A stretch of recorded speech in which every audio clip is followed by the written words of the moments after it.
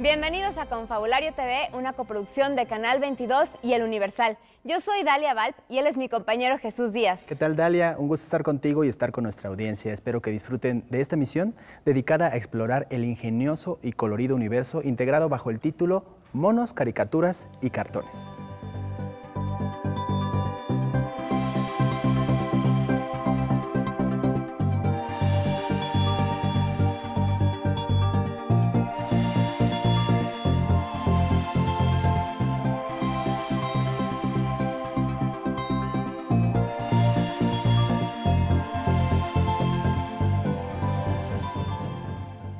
Tras el resurgimiento en los años 90 de los dibujos animados, la animación digital en México ha crecido exponencialmente. Durante la última década se produjeron más de 25 películas en este género.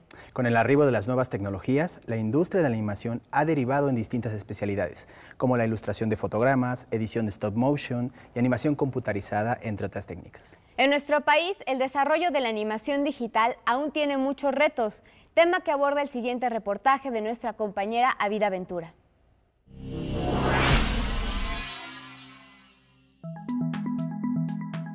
La animación en México ya no tiene mucho que pedirle a los grandes y famosos estudios de Estados Unidos. De aquí a hace 3 años hemos visto un crecimiento muy grande. Te estoy hablando de que hay estudios muy importantes, la clásica Anima, así como estudios pequeños pero que están dando pasos agigantados como Mighty o Monster View en Guadalajara. Realmente la animación siempre estuvo aquí en México, pero pues mucha gente empezó a irse a otros lugares, a Canadá, a Estados Unidos, a Disney, y hasta hace poco empezó a volverse ya como tal una profesión ya integral por empresas como Anima, Huevo Cartoon. En los últimos años, estos dos jóvenes han encontrado en este nicho emergente una manera de desarrollar su talento como dibujantes e ilustradores de la mano de las innovadoras herramientas digitales y gracias al nacimiento de pequeños estudios o proyectos independientes. Yo colaboro a empresas norteamericanas, pero siempre estoy buscando la oportunidad de decir, ¿sabes qué? Quiero apoyar a mi país. Cartoon Network fue un caso muy extraño. Con ellos logré hacer, pues hace ya bastante tiempo, pequeños cineminutos. Empecé como diseñador de personajes en Don Gato, el inicio de la pandilla, y a partir de ahí ya me empecé a mover en otros rubros dentro de la empresa. Con el lanzamiento de carreras especializadas en la materia y proyectos que impulsan la carrera de jóvenes creadores, no hay duda que la animación está teniendo un impulso en el país. Sin embargo, aún hay un largo camino que recorrer. Principalmente, enfrentar a la competencia de Estados Unidos. Obviamente no vamos a llegar a unos estándares tan altos ahorita como Pixar o como Disney, tal cual, porque ellos ya llevan muchos más años que nosotros. Obviamente estas empresas son mucho más jóvenes. El tener gente profesional también suele ser un poco complicado porque no hay escuelas, hasta hace poco empiezan a haber estas escuelas. Los retos para este ámbito creativo en México parecen monumentales, pero no hay duda que el talento y la creatividad existen. Sin duda, estamos hablando de un nicho emergente. Cada vez habrá más jóvenes egresados de las universidades y las escuelas que ya imparten esta carrera. Sí, y yo creo que en el caso de las películas hay propuestas muy interesantes como La leyenda de la Nahuala, La leyenda de la Llorona o El secreto del medallón de Jade, que han retomado tradiciones mexicanas y que son dirigidas al público infantil. Con el tiempo veremos si la animación digital se convertirá en un medio que ya no sea una copia de modelos extranjeros, sino que aborde historias propias que hablen de nuestras realidades. ¿Tú cómo ves este tipo de películas que han surgido y que pues batallan contra muchas cosas? Por ejemplo, el financiamiento. En México es completamente una industria que está luchando por sobrevivir. Que imagino que los procesos son muy largos y por lo tanto el gasto se debe incrementar también muchísimo, aunque no haya a veces actores, aunque a veces sí, que no los vemos en pantalla, pero que están animando, ayudando a la animación. Claro, además es un proceso casi artesanal.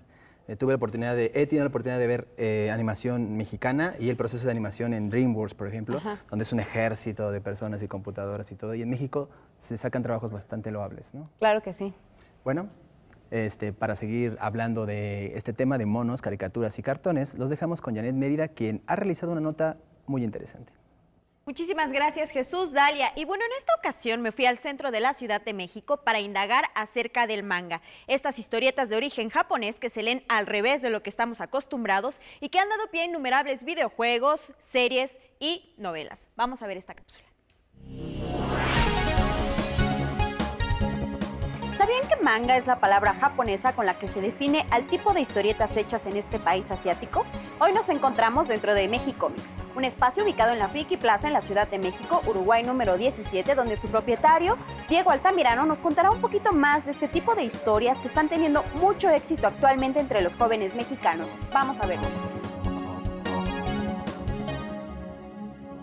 A nivel mundial, los cómics más importantes han sido siempre los estadounidenses, los franco-belgas y en este caso los japoneses. Y aquí en México, digamos que ahorita ha habido un boom. Panini, junto con Camite, que es otra editorial, ya lo traducen aquí en México. Siempre es entretenido, es así como algo un poco menos del usual de lo que uno normalmente ve en los cómics, porque normalmente en cómics se va más a héroes o cosas por el estilo, y aquí pues el manga pienso que tiene, o sea, puedes abarcar cualquier tema realmente y puedes ser más libre al expresar la imaginación que tienes de la historia. Diego Altamirano refirió que en promedio venden entre 2.000 y 2.500 mangas mensuales, siendo el más exitoso Dragon Ball, aunque nos compartió otros más que tienen éxito en la tienda. Está One Piece también, trata sobre un niño que quiere ser el mejor pirata. Death Note, y bueno, este tipo se encuentra una libreta donde tiene el poder de que si pone el nombre de alguien en la libreta, pues puede asesinarlo, ¿no? Así que ya lo saben, si están buscando algo diferente que leer, échenle un ojo a los mangas. Sin duda, vale mucho la pena acercarse a este tipo de contenidos que nos ofrecen héroes completamente diferentes a los que Marvel nos tenía acostumbrados. Antes de ir a un corte, nos gustaría compartir con ustedes el trabajo del gran caricaturista Andrés Audifred, famoso en el diario El Universal en la primera mitad del siglo XX. Veamos estas imágenes.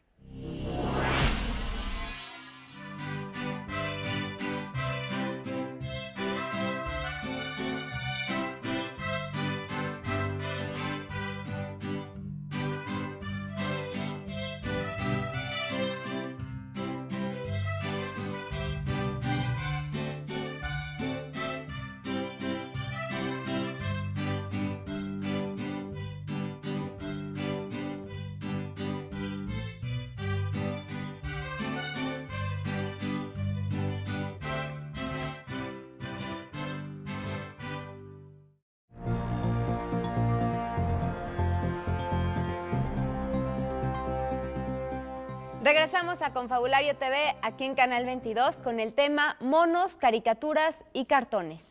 Y enseguida tenemos el comentario editorial de Julio Aguilar, quien es el editor del suplemento de cultura que aparece todos los domingos en El Universal. Hola Julio, ¿cómo estás? Hola, ¿qué tal? ¿Cómo están? De la caricatura, el cartón político del siglo XIX y XX a la animación por computadora de nuestros días, estamos haciendo un panorama sobre cómo se realiza esta manifestación cultural que vemos en libros, en periódicos y ahora también en las pantallas de nuestras computadoras. Desde la voz de los creadores estamos entendiendo este fenómeno cultural y estamos haciendo énfasis en documentarlo, en reflexionarlo y en darle la importancia de vida en la cultura popular. Así es, muchas gracias Julio por tus comentarios.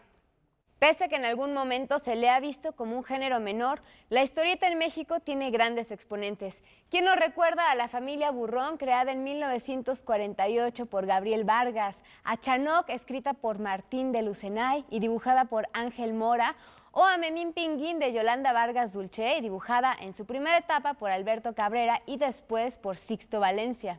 El maestro Sixto Valencia tuvo una larga y prolífica vida como historietista hasta su fallecimiento en abril de 2015.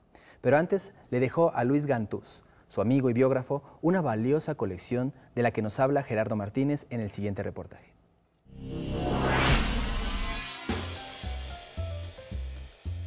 Miles de títulos han dado forma a la historieta mexicana, un género que hasta hace poco no contaba con un espacio para su conservación. Mucha gente despreció los sensacionales y ahora es bien difícil conseguir colecciones completas de sensacionales. Entonces lo que yo empecé a buscar con el acervo fue tener por lo menos uno de cada título. Historietas clásicas como Rubí, Memín Pinguín, Los Agachados, La Familia Burrón y Fantomas, entre otras, forman parte de las colecciones que Luis Gantús heredó de Sixto Valencia, creador de algunas de las historietas más populares en México, con la intención de crear el Museo de la Historieta Mexicana. Por ejemplo, aquí, Caídas y Costalazos, hay uno de Candilejas, este de Cantarín que era rarísimo. Un recorrido por esta colección es también un relato por la historia de esta industria nacional. Pero México fue el primer país en hacer historieta de bolsillo, para que la gente, o los trabajadores, o quien lo leía, lo pudiera meter en la bolsa atrás. Curiosamente, en Mini Policíaca surgen dos personajes muy famosos, tres. El Pantera, la Bestia Roja y el Dinamita. A las colecciones que durante toda su vida reunió Sixto Valencia, Gantús agregó el trabajo de los historietistas desde los años 90. Ahí, por ejemplo, puedes ver cosas como los primeros trabajos de Beff, de Bachan, de Clement, las historias, inclusive algunas cosas de escritores famosos, muchas de las obras que se presentaron en convenciones, el origen de personajes como El Cerdotado de Polo Jasso o Cindy la Regia, que salió en una revistita así que hicieron en Monterrey que se llamaba El Punks. La historieta continúa expresando los dramas, el humor, las aspiraciones y la historia de una sociedad en constante cambio.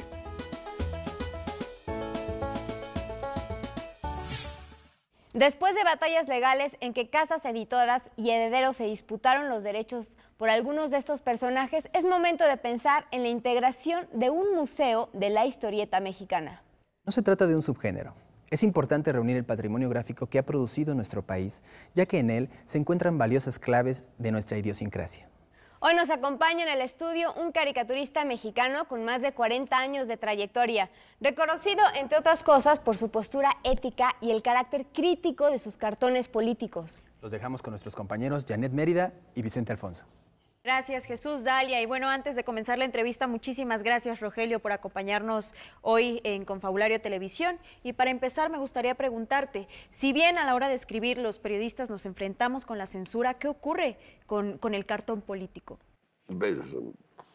Mucho más censurado los cartones políticos que otros géneros periodísticos. Al menos le tienen más miedo a los cartones políticos, justamente porque son señalamientos de situaciones, injusticias y todo eso. Entonces, los mismos periódicos procuran no tocar determinados temas para no dar lugar al cartonista a que haga su crítica. En el tema del cartón político hay una palabra clave que es la palabra humor, pero el humor generalmente es malentendido. Recordamos una frase que le escuché a Juan Villoro, que es: el humor debe hacer pensar y a veces hasta hacer reír. ¿Cómo interpreta esta frase? Tiene esas dos, digamos, finalidades, que haga pensar, y el humor se presta mucho para hacer crítica y a veces es lo que no les gusta en los periódicos, que a veces se nos va la mano en la crítica. Pero yo no soy de los más punzantes así en la crítica, sino yo quisiera con mis dibujos solamente hacer algunas reflexiones y compartirlas con muchas gentes que también están, de alguna manera, han sido víctimas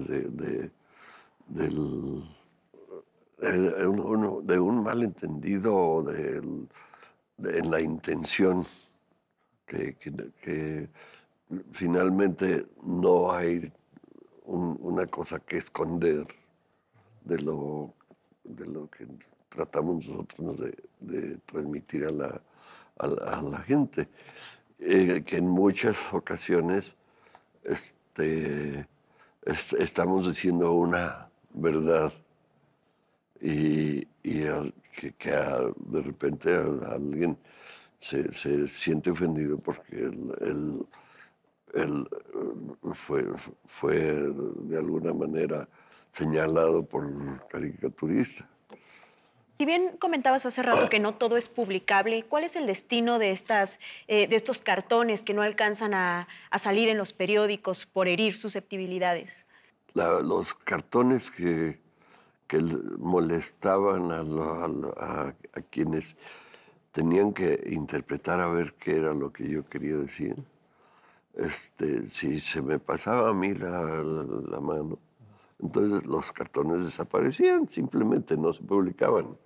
Y entonces aprende uno también como caricaturista a sacarles la vuelta para no dejarles que hagan ese tipo de censura, que aún en algunos cartones son unas censuras que finalmente son ridículas, pero en algunas ocasiones sí van con derecha a la flecha. Maestro, si nos permite, vamos a hacer una pausa, vamos a continuar con otros contenidos aquí en Confabulario TV y seguimos con la conversación.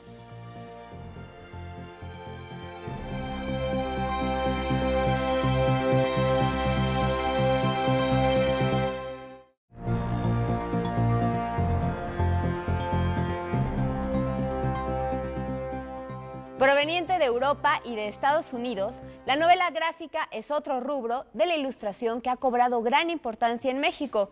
En nuestro país tenemos a prolíficos creadores como Edgar Clement, Héctor de la Garza, mejor conocido como Eco, Bernardo Fernández Beff y José Hernández, por solo nombrar algunos. Por ello resulta interesante la obra del estadounidense Peter Cooper, quien ha pasado largas temporadas en suelo mexicano, lugar donde encontró la inspiración para crear Ruinas. Y Ruinas es un volumen publicado por Sexto Piso, con el que Cooper obtuvo el premio Eisner 2016 a la mejor novela gráfica en el marco de la Comic-Con International de San Diego. A continuación, les presentamos un reportaje de Janet Aguilar sobre el trabajo y las perspectivas de este artista nacido en Nueva Jersey.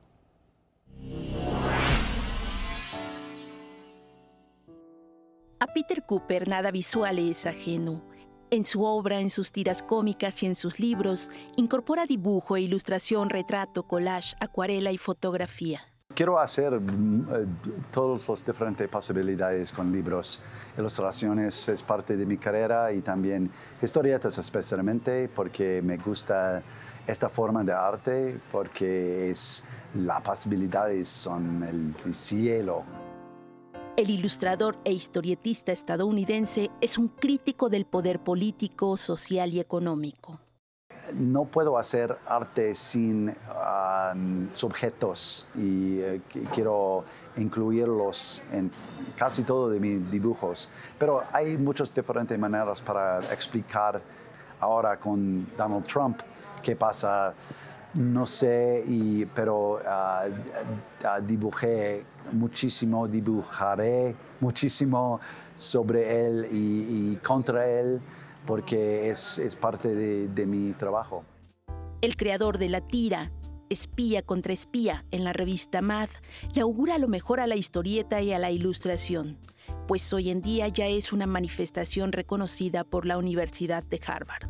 Y creo que la futura de historietas es una mezcla y también el futuro para artistas en general que querían una carrera en esta forma de arte es mejor cuando es una mezcla de información, historia posiblemente o adaptaciones de literatura, diferente literatura o con temas como Holocausto o como que pasa en diferentes partes del mundo.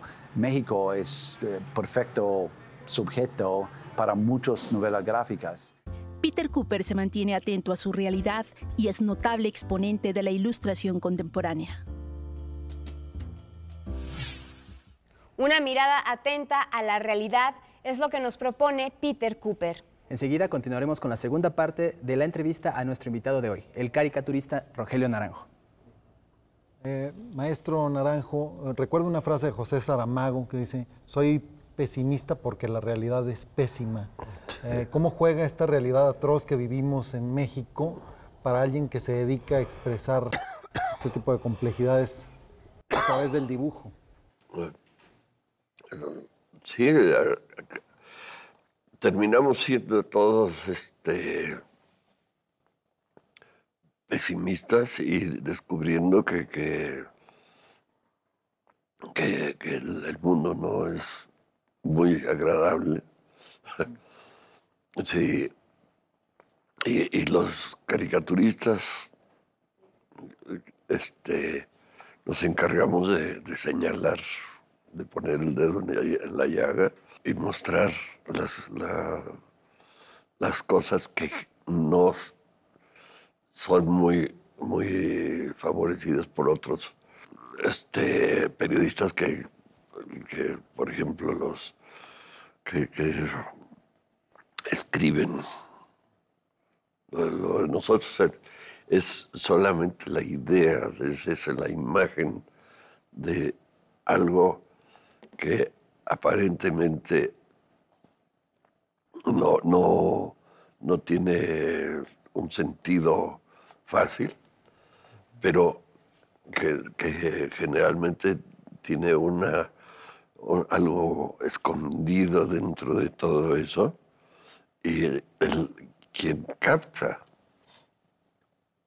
la intención del caricaturista es el que lo goza.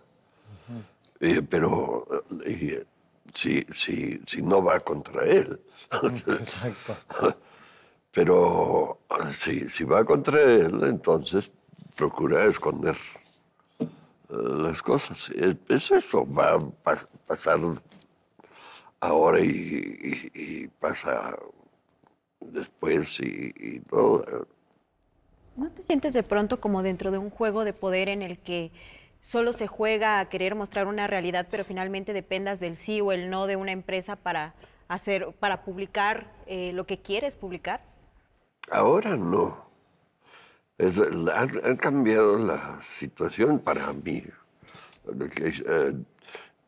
A veces encuentro jóvenes caricaturistas que empiezan a tener sus espacios donde hacer sus críticas o cosas así, y se quejan de que no les publican los dibujos o cosas así. A mí no, por fortuna, mis dibujos casi todos se publican. ¿Cuáles no se publican, Rogelio? ¿Qué temas son los que Hay tienes cosas que ya sabemos que, por ejemplo, la Virgen de Guadalupe, no se puede hacer bromas de eso. El ejército, no se puede hacer bromas contra las figuras importantes del ejército. Y antes también al presidente de la República. Eso se ha ido desvaneciendo, ya no es tan así. Todo esto para mí ha cambiado mucho.